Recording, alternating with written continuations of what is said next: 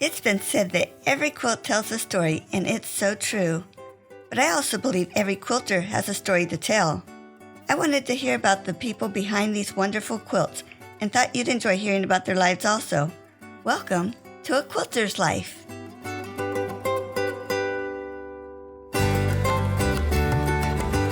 What a blessing to spend time with Mary Leathea Pettway. When I interviewed Tangela Irby, she told me about her aunt that is such a great influence in her life, and she even used some of her aunt's quotes in the book she wrote, Pearl and Her G's Ben Quilt. If you haven't had a chance to listen to my interview with Tangela, you'll want to find it and hear her story. In this episode with Mary Leathea, I enjoyed the great wisdom she has to share in such a humble way. So excited to talk to Mary Leathea Pettway today. Welcome to A Quilter's Life, Mary Leathea. Thank you. Let's start with your background. Where were you born and raised? I was born here in G's Bend, Alabama. In a small, tiny house, I was told. I just grew up. A few days there, I heard, and then they was getting another house ready over on the other side of the road, they say. But I remember living there until I think I got 9 years old. But at that time, there was a lot going on. My father, he had a little store. We didn't have a whole lot of anything, but we had a lot of love. Yeah. Was that a general store? It wasn't. It was a personal store. It was a small store. He got it made. He got somebody to help make it himself. Wow. He didn't have any legs or anything. He was born without legs. Wow. So he always taught me always to try, Do your best at whatever you do. So that was his way of showing me to keep going. Don't never stop. Yeah. And whatever you're doing, try to complete it. That's hard sometimes. It's very hard. He said it was going to be hard sometimes. And he was telling the truth, about that. But I remember my dad. He always, Dad, how you do that? How you did that? And he said, well, you do it this way. And then he said, now, okay, you try. And I kept trying. I was a little girl. I said, well, how this look? Then he said, do it again. Then I said, well, how this look, Dad? He said, well, let me tell you one thing. I said, it don't look like yours. He said, why you ask me that, baby? He said, because it don't look like how yours was. He said, well, let me tell you. Is that your best? I said, yes, sir. He said, well, you did your best, right? Okay, that's it. He said, you can only do your best. Yeah. You can't do my best. So that's something that I've been holding a long time. Yeah. Do your best. He sounds like a wonderful father. He was. I loved my dad, my mom. But Daddy, he left early and, stuff. And there was something about that man. Yeah. Yeah, but that's how life do you sometimes, Yeah. I learned over the years, just because this happened early, he just did what God had for him to do. Now, I got to do what he got for me to do. Yeah. So you can't stay here no longer. You can't stay here no longer, no matter what it is, no matter how good a person you is, you got to leave here. You could be sweet as you want to. That's the truth. Yeah. I never known anybody just stay on here forever. So that's how I think on that. Yeah. I believe that to be true. Yeah. I went away for a vacation one year, and then I came back here. It wasn't but a few months I went away, but from then on, it probably about 9 months I left here on a vacation or whatever and came back. But I've always lived here in G's Bend. I really love it. It's different, of course, when you have to go out for everything, but I worked when I could. When I got about 28, I think, I worked at stores in Selma.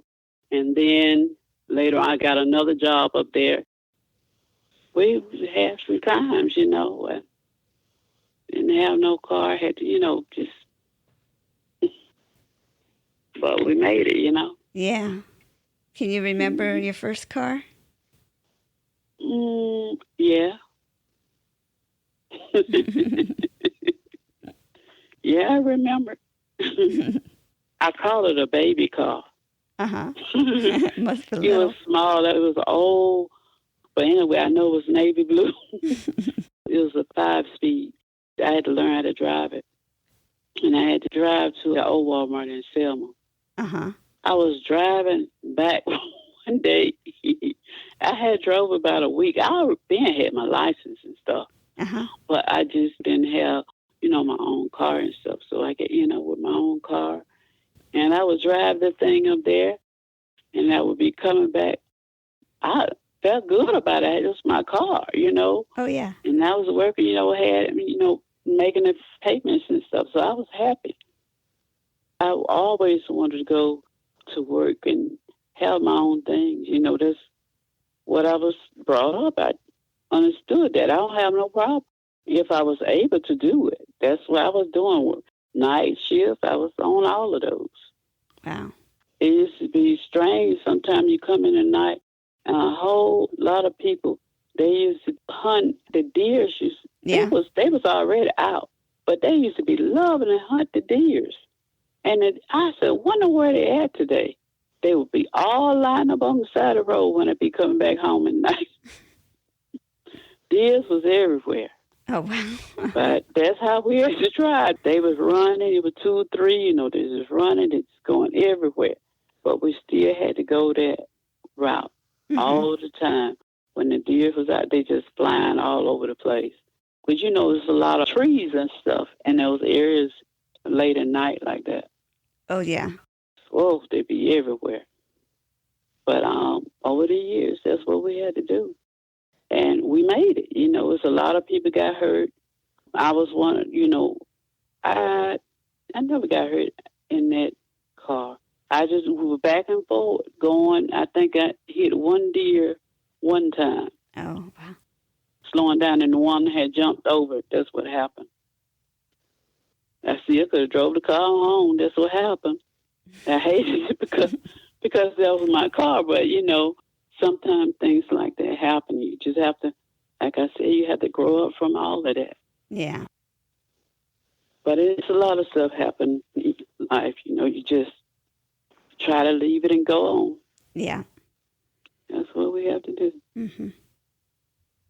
So I used to make quilts and stuff, with my mom and them. When I was a little girl, you had to do something. Bring stuff or thread needles. You had to do something. Because it was all the time, you was doing some kind of work. You had to be shown how to work, and you had to enjoy doing it. And I enjoyed doing it. But anyway, as I got 28 years old, I had made little small quilts and stuff, but I didn't have much time to do that. Yeah. Because you had to be up on the road, because it's like you got to get up, an hour ahead, to get ready to go to work in town, because that was like an hour away to get to your job. But then years later, then I got sick. Oh, no. I wasn't able to do much. Mm-hmm. But I wanted to work. My heart and my mind wanted to work no matter what the problem was. I still wanted to work. That's what I was grown up, to do. So I remember I was thinking back one day, and I said, maybe I should do what I used to do. You got to try something. And so I was thinking about over the years how we used to make those things. I had a lot of old stuff that had gotten too big for me. I had lost a lot of weight. I was sick. And one day I was just sitting here, and I had an old sewing machine at first, but I didn't get it. I just let it stay there. Mm-hmm. I started with my hand like I used to see my aunt, grandparents, my mom, them used to do. Always sewing something, and making sounds and stuff, but they were sewing. And that was our job, to go and bring more stuff or thread needles, and stuff. And I used to laugh at that part, but I need somebody to thread my needles tonight. But overall, I got to a point here alone because my daughter, she had went off to college, and my son, he got married, and they just left, and my husband was going to work. So I didn't have anything. I had to do something. I just kind of let myself go. Mm-hmm. And I was just going on down. I couldn't see anything, like I wanted to. So one day I just started cutting pieces. And I remember my grandmama and my mom and them used to do this all the time. In the summer and spring, they would always come together and do quilts and make a block, they was called, make a block. Mm-hmm. And one day I started with my hand, and I said, I can do this. But I was sitting in my bed, and then I started sewing and sewing. I said, kind of look all right. So I didn't like to have my bed messed up. So I rolled it and put it to the side, and I just laid back down. So one of my kids had called and asked me what I had been doing, and I lied. I said nothing because they know I wanted to do something. Mm-hmm. So I got the stuff back up, and I started sewing again. So one day, one of them came home, and I asked him to go in the closet and find that for me because my hands, I needed to use that for to quilt with instead of just, doing the sewing. So they said, how you came up with that color? I said, I don't know. But I will always pray and ask God to help me. It seemed kind of weird to a lot of people, but that's who it was. Yeah. And I went over, and one of my cousins, they heard that I was trying to do something because they know I was a working person. So they brought a box of stuff. And one day I wasn't able to sew. I just cut stuff, just cut it up. Yeah. On a basket, and I just started sewing, and And then one day I heard that my son was going to be driving a long way, in the fall in cold weather. So I had made a side, and I said, I know if I could put this quilt in the bed, if I could roll it up, it was just like a twin size. Mm-hmm. And I said, I believe that I can fix this. And when he got ready to leave, the old people, what they used to do, they used to always make it the back and make a backing and make the front. So I got some of his old pants that he had left, and I slid them in different pieces in the block that I had sold. Uh-huh. And it took me a long time now to do the first one, but I had been doing stuff over the years. When I was much younger, a lot of stuff had failed, but I had to pick it back up in my mind. Yeah. And I did it. So when he came home one day to see me again, I had it rolled up in my closet. And I told him I had something for him. And I said, I want you to keep warm on that truck now. And he said, Ma, I'll be keeping warm. He just said, I'm okay. I'm okay, Ma. Don't worry about me. And I got it out of the bag. And he said, Ma, you didn't. And I said, well, take it, have that on the truck with you. Mm-hmm. And he took it with him. So the next time he came, I made him a pillow. His own pillow. He said, I hope it's not jeans. But I used what I had because I remembered that's what they done. They used what they had. Yeah. And I like unique stuff myself. Mm-hmm. I always have. Even when I was working and stuff and had more finance and whatever, I always liked unique stuff. So I just started then. I got grandkids, and so I just started doing little stuff like that and kept doing it, just making. And then I kept making little things, and I said, well, this is not going to work because I need to quilt some of these things. I just made different things. Just when, you go in your heart. And I said, Lord, I don't know what to do with this. And all of my stuff was becoming unique. Yeah. It was art stuff. And I had patterns. My niece, she had sent me patterns and stuff to use, but I said, I'm going to let Walmart do their thing. I wanted it different, So if you get it, if you choose it, it'll be something different. And I don't just get it and say, well, somebody did this or like that. And I remember one time growing up, one of my parents said that, and I said, but it don't look like my grandma's on. I was just thinking about it.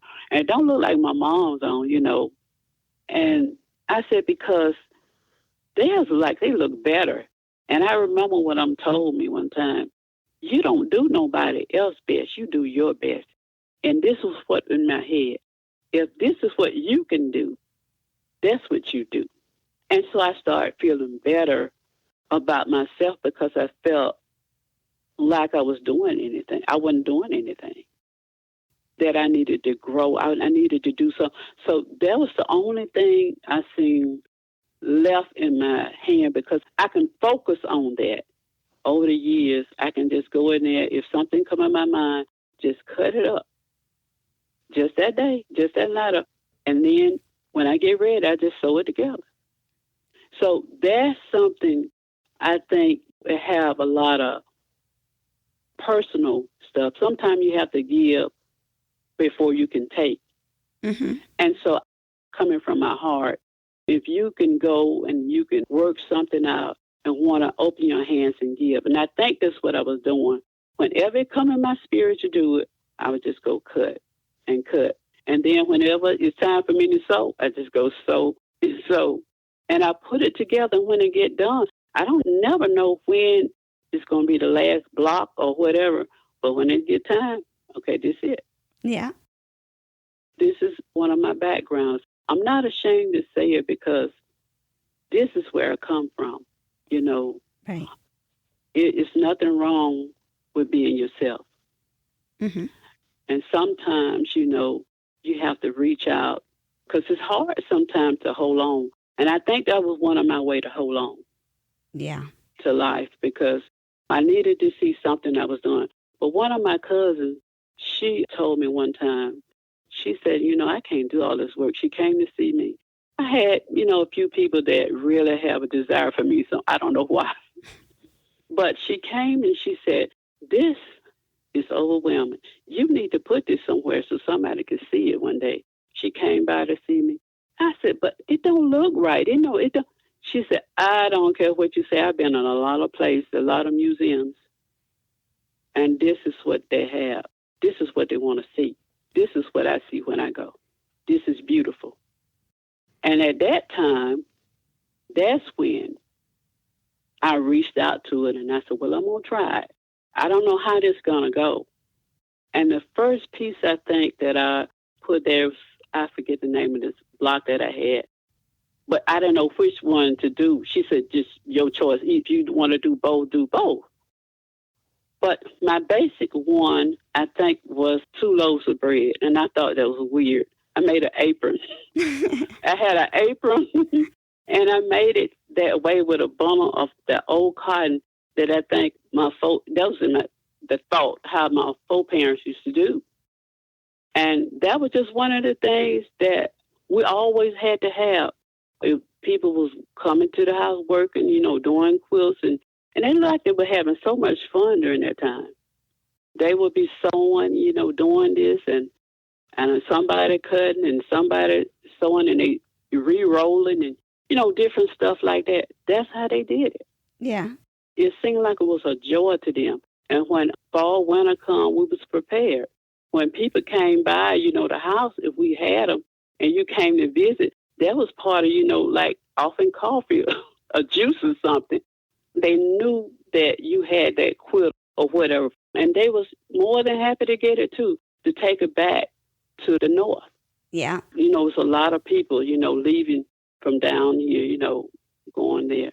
But I still live here. We don't have any stores right now here. But I love it. I love living here. Mm-hmm.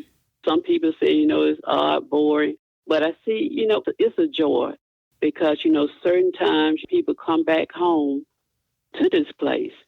It's peaceful to me. Yeah. It's where I need to be, and it's just a joy, to be here. But mostly I have siblings and stuff, but we all have different goals. And this is just one of mine. Mm-hmm. It must have been hard at times when some of your siblings moved away. Well, it was basically everybody, you made your choice where you wanted to go. I thought I wanted to go to the military when I was a teenager, but I felt like that was too far away from everybody at the time. Mm-hmm. And then as they got older, everybody went their way, went to school, got a trade or something, And then, our mom passed too. And everybody, got married and stuff. But everybody made their own choice. Yeah. And my kids, they live in they still live in Alabama. And they come home, but they know we're comfortable here. Yeah. We have cars now, but back in the day, we didn't have all the transportation and different stuff like that. So it was hard. It's a lot of stuff. Back in the day, you get into your job and you got to drive. Everything you were mostly driving for. Right. But you had to get up a little early because a lot of people don't like getting up early. Waking up early or going to bed, late. But you got to do it in order to hold on to your jobs and stuff, Yeah. To maintain. Yeah, but that's a lot. One sister passed. Oh. Was she older sister? No, she was right under me. Oh, wow. But, those things kind of happen. It hurt, it still do. Yeah. You have close family, people reach out and help, But this is something that I enjoy doing now. Sometimes I stay up late at night. It come in me to sew, and I just want to sew. And sometimes I just want to cut. Just do little things. And sometimes it don't. It's just in my spirit. And sometimes it help calms me. Yeah. A lot of people don't understand that because my granddaughter, she said one time, she said, Granny, why when you stick yourself like that, you smile? I said, you have to go on, baby. I made a mistake. I didn't mean to do it. But the thing was sometimes, you go on and on with your sewing and stuff. And you get used to doing it. It's just like a habit now. You like doing it, but you want to make sure it's where you're coming from. Because there's a lot of things I forgot I sold. But if I look at it, I know with my sewing.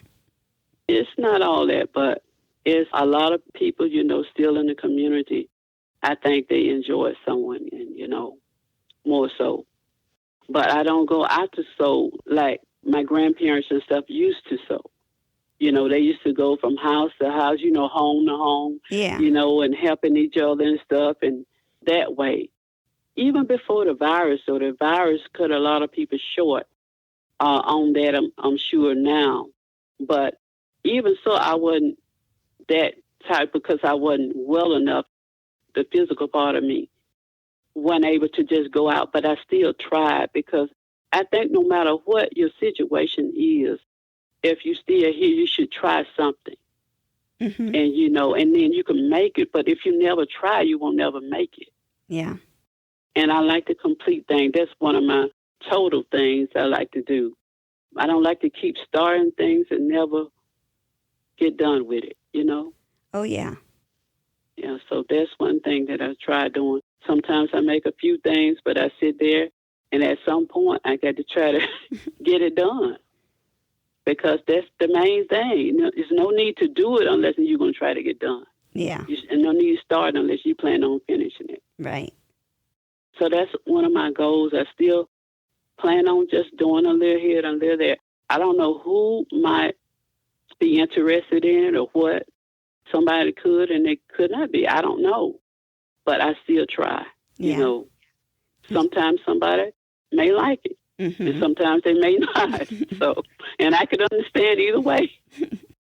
I'm curious, when you're working on a quilt, whether you're cutting up pieces for it or sewing on it, do you tend to finish one quilt before you start another, or do you just have a lot of pieces that you may use in one quilt or another?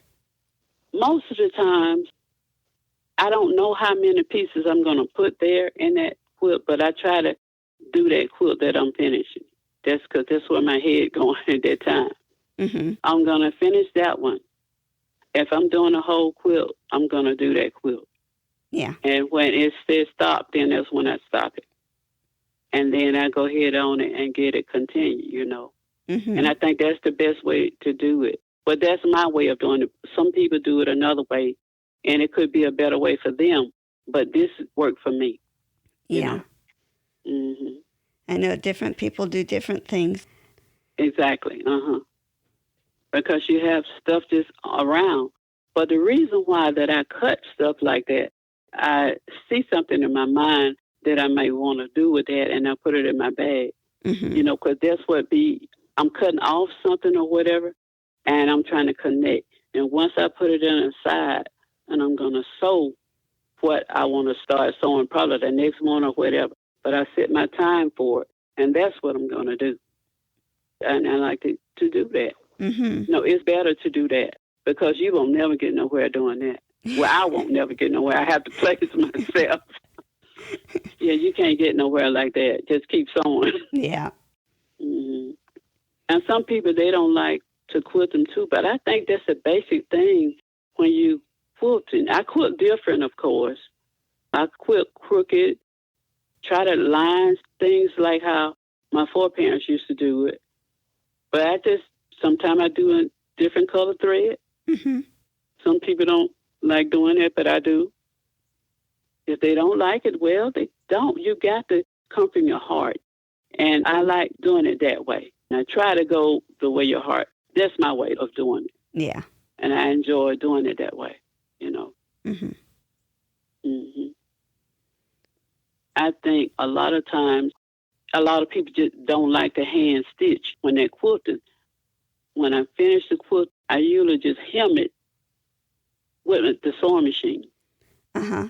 But a lot of times now I started to, if I'm doing quilts, I'm just going to go ahead on and quilt it with my hand, stitch with my hand.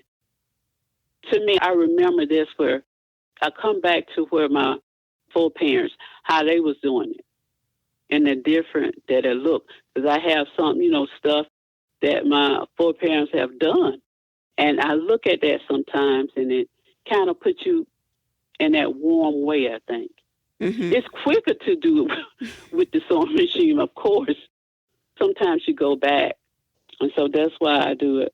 I try to do a lot, hemming a lot with my hand, too. So that's all around the edges, right? That's right, uh-huh. Mm-hmm. Certain things, mostly do it with the sewing machine. After I finish quilting with my hand, I would just hem it with the sewing machine. But now, a lot of times, especially when I'm doing quilts now, I just try to go ahead on and hem it with my hand. It takes a lot long, of course, but you just do it because that's how it used to be done, Mm-hmm. Sometimes you have to go back sometimes. And I've gotten older now, so I guess I'm where they was back then. One question I like to ask is, can you think of a worst quilting experience? Wow. Well, the worst quilting experience I had was not have all the right cotton. That was a horrible one. I didn't have enough cotton in it. Uh-huh. And then I had to unthread it because I didn't want to go like that. When you quilting, that's a sad thing. you get to take that down. Oh, that's a lot of work. Yeah, it's a lot of work. That was horrible. But I had to take it down and wait until I get my other cotton and lay it in there straight. And then that way it rolled right because you see it all the way through. Oh, no. I can't go there. But it was horrible, though. I needed help that day. At least somebody just lay it down. But I had to get somebody to get me some cotton here. Yeah. Because it wasn't right. I was trying not to bother anybody. That's what it was. Mm-hmm. Mm-hmm. And sometimes you do that. But I have some beautiful people, in my life that reaches out to me on that level, helping. They bring what I need here. Yeah. But I just have to do it myself, They'll sure make sure that I have what I need. Uh-huh. Mm-hmm. But they won't come in and help, though. I can understand. This is take a while And you have to be devoted to it, I think. Mm-hmm. Because if I wouldn't have taken it down. Yeah, you wouldn't have cared what it looked like if you weren't I wouldn't devoted have cared. I to it. wouldn't have cared at all. Mm-hmm. Mm-hmm. That was a horrible one. Yeah. I won't forget that one. No. Now, Yeah. do I understand it correctly that you usually make your quilts for family members? Well, I have, and that's where I started at. Yeah. I did that. I think the first quilt I made alone was for my son before he was born. Okay. And I used to make quilts before, trying to help out. I didn't make whole quilts then.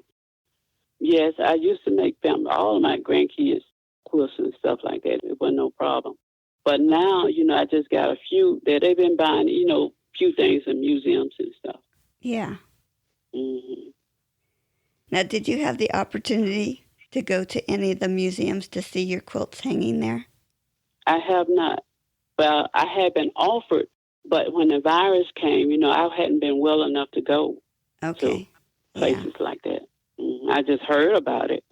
Did you get to see any pictures? Yeah, I had a guy a little while ago. He sent me a picture of something that he had got framed that I had. I thought that was beautiful of him. Yeah, that was real nice of him to do that. Yeah. How did it make you feel to see your quilt hanging up? I needed that day. I think it really made my day because sometimes, you need a little elevation. You thank on God, but then that He has someone else out there, and I think that it really motivated me. Yeah. Because I have a lot of stuff that I have made. Like, these people won't like this, but I was always told to me, do your best. Yeah. And so I have that, and I have to keep going with that. My best is not your best. Right. So yours is not mine. Mm-hmm. And so with that, we could bond together. Mm-hmm. Well, a lot of times that's what we have to look at things. But it did make me feel better, that somebody was interested in it. Yeah. Mm-hmm. That's so neat. Yeah.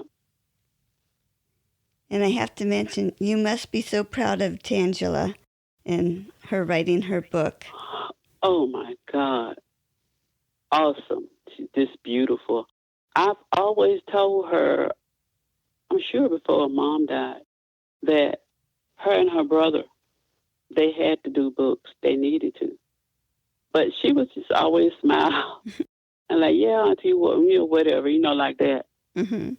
And so she did. She called one morning, and I didn't know for sure. But she called me early that morning. She said, Auntie, I've done it. Listen to this, Cool. I'm like, wow. It's just overwhelming, Yeah. She's a beautiful person. Uh-huh. She really is. You can tell that. Yeah, she's a beautiful person. And I just think her mother would have been proud of her. Yeah. For doing that. We used to talk about it all the time, that she was able to do it. But I said, you just finally found the time to do it. And I just pray that it just keep motivating her to go on. Mm-hmm. Because she can do it. She loves people herself. She's always trying to reach out to people and stuff like that. She's a good person. Yeah, I really enjoyed visiting with her. Yeah, she's a good person. I look at how she always want to help people. Helping is something else in this world. Mm-hmm. You can't find much of it. People just want to help you just because. Mm-hmm. It's the right thing to do. And that's what she do. Yeah. If she can help any kind of way, she's going to do it. She's just a loving person. Mm-hmm. I was overwhelmed just to hear her saying that this is what she had done. And I want to have your blog on it. I said, baby, you sure you want to do that? I was overwhelmed, but there's some beautiful people, Yeah. And I think she's going to go higher. I'm praying that she go higher. Oh, yeah. She can do it. Yeah, she can do it. This is how we have to grow. We're not supposed to pull people down. We're supposed to push people up. Right. And I think that's where she's going to go now. This is her time. We always wonder why it just happened, but this is just her time. Everybody have a certain time to do things. And I think that this is great. This is her time because she want to do it. Mm-hmm. And when you want to do something and you're trying to do it, it's going to happen for her. Yeah. Mm-hmm. I'm enjoying this, though. I really love it, you know. When I first seen it, I was overwhelmed, you know. I'm not a picture person myself, but, you know, it's just the idea of how, you know, she's growing into this. Mm-hmm. You know, she's going to go higher. Yeah. Mm-hmm. Yes, I'm really proud of her. Yeah. And she had shared with me that you had some great sayings, and you've said several of them. So I so appreciate that because we all need to hear these encouraging words from Mary Leathea. Yeah. Yeah, that's what we have to do. You can't just let people, no matter what your situation is, I told them I'm at home, but I'm going to send something from home. I got to do it. You just can't just sit here. Yeah, I'm in my way, but you can go out of your way too. Mm-hmm. Somebody could come in and get it. You know, you got to do it. You just can't stop. Right. And I think about how my father was. He didn't stop just because he didn't have what he thought he needed, but he still moved anyway. Yeah. And so that's where I am with that. I know she can do it. Yeah. And when she tell me, I said, "No, you can do it. I'm gonna wait right here until you get it done, no matter how long it takes." And that's what we have to do. We have to reach out to people. Mm-hmm. Just because you down, you don't pull them down too. You push them up. Yeah. So that's what I always tell my kids. And he said, "Well, Ma, I know you said that." Well, yes, I'm saying it again. Keep going. That's what we got to do. Keep going. Mm-hmm. And no matter where I'm sitting, I see this is what I'm supposed to do. Try to motivate you to go on, you know. Right. Mm-hmm. Are you working on a quilt right now? The horrible one. Jeans. I'm working on a jean, and I don't know why I did that. But I almost got it quilted. Uh-huh. Mm-hmm. Almost got it done. I sliced up one day, and I didn't know which way I was going, but I kept doing it. I said, "Wow, Lord, I got it done." And I sewn it up, and I turned it over. I said, "Now let me see, what am I going to put here? The backing." And turn it over, and I had enough cotton. I was going to put the white. I ended up and put the khaki color over the backing. So I sewn. I was sitting in there in the room, and I said, "I'm just going to sew half of this." I lied that day. I sewed a couple of blocks, and I turned it over, and I looked. I said, "I think I'm going to be all right." Just laid it down. So I've been sewing it last week. I was a little under the weather last week, but I got most of it done. Wow. Jean is about the worst quilt that I can sew to me. It's so thick. Yeah. I hadn't been doing the stitches too small, you know, because like you said, it's too thick. Yeah. But I still try to do it sometimes. Yeah, I always try to do it, you know. Yeah. Mm-hmm. They make nice heavy quilts, though. Yeah, I think so. But a lot of people, you know, they make them very, very thin, very, very thin. And unless you could hang them up or something, you put them across the side of your bed, ending or something like that. That's what both parents used to do, you know, like something with corduroy or jeans, you know, just any, you know, material that will hold, you know. Yeah. Mm-hmm. They did a lot of that kind of stuff. And that material was different than it is today, you know. Yeah. Back then it was stronger to me. And a lot of it's not as thin as it used to be. Hmm. But the gene, it still got it. It still got the background for it. I still like doing it every once in a while. I have a few, that I've done lately. And then I've done a few small ones, just throwers or something like that. Yeah. But I just come and do it myself. Nobody order, nobody tell me. Yeah, I have a few people want to order, but nobody just say, I just want that. I want one of those all the time. But I just do what's in my spirit. I come up with it, and I just do that. And I just go for it, and I end up doing it, getting done with it. Yeah. I think it's so neat when they can be unique. Yeah, that's my problem right there. My son said they call it a problem because this don't look like nobody's, My daughter, she came here the other day and she said, Mom, I don't know which one of these I want to get. I said, well, you pick one and go on with it. She called me when she got home and I said, you didn't get your quilt, baby. I didn't know which one to get. Oh, no. So I just left them there. But she always tell me they're unique too. She come in and tell me, Mom, you do a lot of work and don't know it. I said, yeah, I just be in here. I don't have to fight with anybody but the timber. Yeah, because sometimes I've been and dropped it and it fall in a different spot. Uh-oh. And it's certain ones I like to use for different things.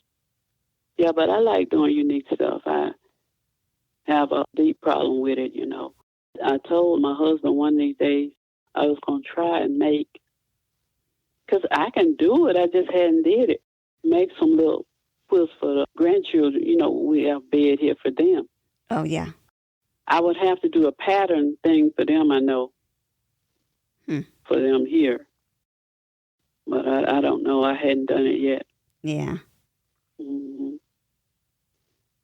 But it's just my daily thing. I try to do something every day when I can, unless I'm just too bad off, not feeling well, then I won't be able to do it. But I try to maintain and try to say, well, this is what I'm going to do today or tomorrow, but you never know.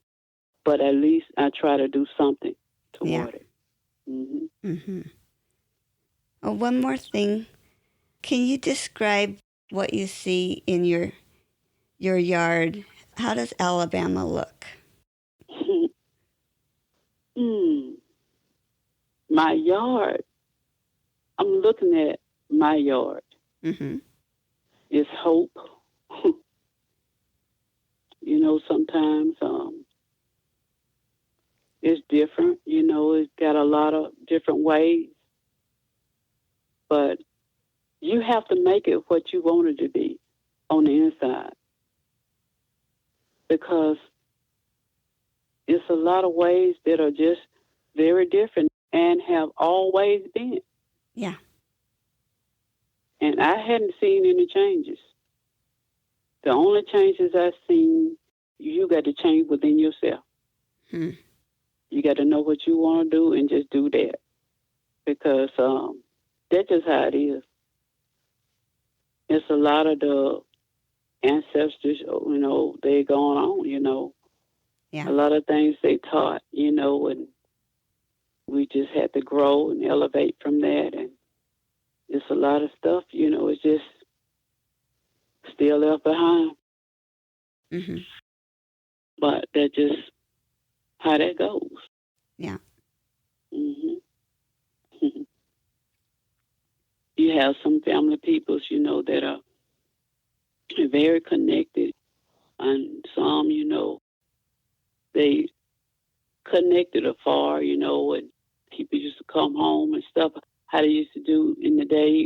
We didn't have May Day. Used to have something like May Day in the community, the first Saturday in May. We didn't have that. It's going in the second year, I think, because of the virus. Oh, yeah. But it used to be all people, coming home and just doing some everything here. It used to be some field days. How exciting to have people coming back. And over the years, people come from everywhere, all kinds of places. Wow. They were parked everywhere. And they just love to come home. They just love this community. But it always been a warm place as I was growing up, Yeah. And you still have some of those people still here. The old, they're gone on. So it's different, but people, they still come back. But they hadn't came. This virus had changed a lot. Yeah. This year they didn't come back either. Oh, wow. Mm-hmm. Well, is there something else you would like to share with me? Basically, I just look at now how the world needs love. Yeah. And help so much. And me, myself, and my heart, that's all I want to do. I wish there was some way that I can help with the way that I am, or a way that I can show love to somebody, if it's just one person. Because it's desired, it's needed all around. Yeah.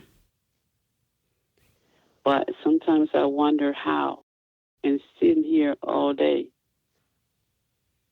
sometimes you just don't know how. That's one thing that I do sit here and I think about while I'm doing this help and love. It's just so needed. Yeah. Needed all around. Yeah. But yeah, I have people will say, do you think this or do you think that? And I said, well, the only thing I can tell you to do right. Mm-hmm. We just do some of the things that are right, then we're going on the right road. If I go on the left road when I'm supposed to be on the right, and you're on the left, you're going to hit somebody.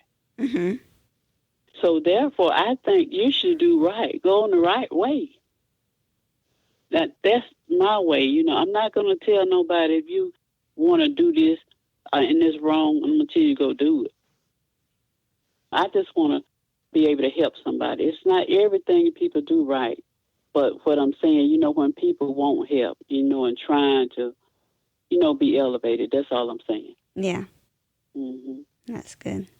Yeah, but it's good to try to always help or motivate somebody else. Never pull nobody down.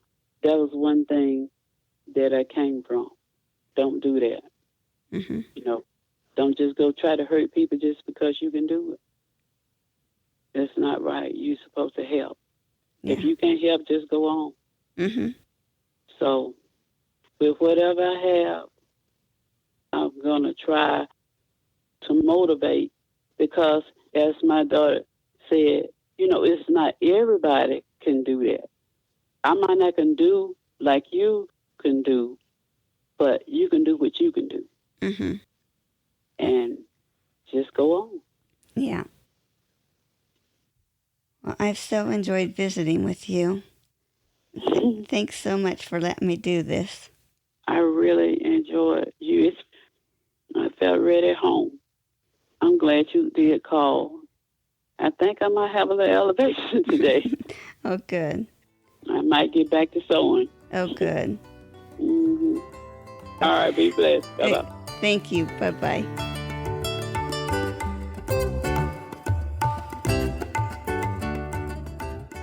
You can find more stories on aquilterslife.com or subscribe on your favorite podcast player so each episode will be downloaded automatically. Also, I want to hear about you and your wonderful quilts. Please contact me, Paula Chamberlain, through the website to set up an interview. And as always, thanks for listening.